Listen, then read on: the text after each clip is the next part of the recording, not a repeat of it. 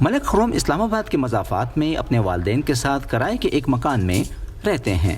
کرائے کی جھنجھٹ سے چھٹکارا پانے کے لیے گزشتہ سال والد کی جمع پونجی سے مکان بنانے کا فیصلہ کیا، مگر تعمیراتی مٹیریل کی بڑھتی ہوئی قیمتوں نے مشکل کھڑی کر دی ہے۔ جو چیز بھی لینے جاتے تھے وہ اب اس کے یعنی کہ 45 سے 50% ریٹ بڑھ چکا ہے ہر لحاظ سے، بلکہ ہمارے وزیر اعظم صاحب تو کہتے ہیں ہم کنسٹرکشن کمپنی کو اس کو ریلیف دے رہے ہیں، لیکن وہ ایسا ریلیف ہے کہ جس چیز کو لینے جائیں تو اس کا ریٹ ہر چیز سے ڈبل ہوتا جا رہا ہے۔ فیوچر میں تو ناممکن ہو جائے گا، خواب ہی رہ جائے گا لوگوں کو، کیونکہ جس طرح دن بدن یہ مہنگائی ہوتی جا رہی ہے، یہ ناممکن ہی ہو جائے گا ایک گھر بنانا۔ مہنگائی سے جہاں صارفین کی قوت خرید کم ہوئی ہے، وہیں لیبر کی قیمت بھی بڑھ گئی ہے۔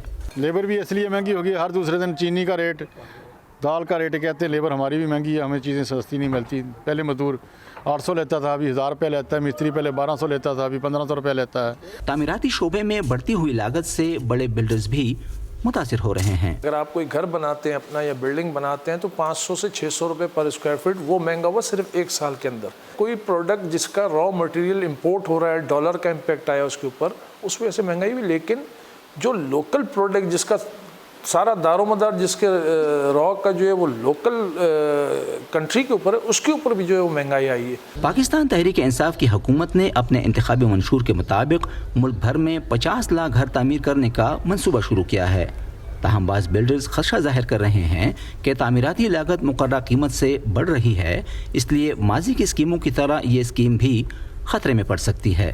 آپ تاریخ اٹھا کے دیکھ لیں، محمد خان جنیجو پرائم منسٹر تھے 85 سے قبل، وہ ایک کراچی کے اندر بہت بڑی سرجانی ٹاؤن میں اسکیم لائے تھے، ہمیں ہی آباد کوئی بلڈرز کو ہی انہوں نے جو ہے وہ ہینڈ اوور کی تھی لینڈ کے، جی یہاں لوور مڈل کلاس کو آپ گھر دیں بنا کے۔ ہم نے اس کی پرائز فکس کی، لیکن کچھ عرصے بعد اس کی پرائز جو ہے وہ بڑھ گئی۔ آج آپ وزٹ کر لیں ان اسکیموں کا، وہ کھنڈر بنی ہوئی ہیں، وہ آج تک نہیں بنے گھر۔ ماہرین تعمیراتی شعبے میں مہنگائی کی ایک اور وجہ کنسٹرکشن سیکٹر میں بڑی کمپنیوں کی اجارہ داری کو بھی قرار دیتے ہیں، جس کے ذریعے قیمتیں کنٹرول کی جاتی ہیں۔ 2 سال قبل حکومت کی جانب سے تعمیراتی شعبے کے لیے کچھ مراحل متعارف کی گئی تھیں۔ ان کے تحت بنا بنایا گھر یا فلیٹ خریدنے والا ذریعہ آمدن ظاہر کرنے کا پابند نہیں تھا، اس سے پراپرٹی کی خرید میں اضافہ ہوا۔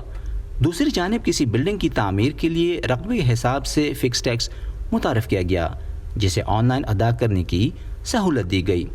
آصف عارف جیوا کہتے ہیں کہ اس سے بھی بلڈرز کے کام کی رفتار بڑھی، مگر یہ مراحت بھی 6 ماہ پہلے ختم ہو چکی ہیں۔ کنسٹرکشن انڈسٹری ان سہولتوں کی تجدید سمیت دیگر ٹیکس مراحت چاہتی ہے تاکہ تعمیراتی کام کی لاگت میں کمی آ سکے اور لوگ پراپرٹی خریدنے میں دلچسپی لیں، مگر IMF سے قرض کی قسط حاصل کرنے کی شرائط میں یہ بھی شامل ہے کہ حکومت پاکستان مختلف شعبوں میں ٹیکس سے استثناء اور سبسڈیز دینا ختم کرے۔ نظر الاسلام، وائس آف امریکہ، اسلام آباد۔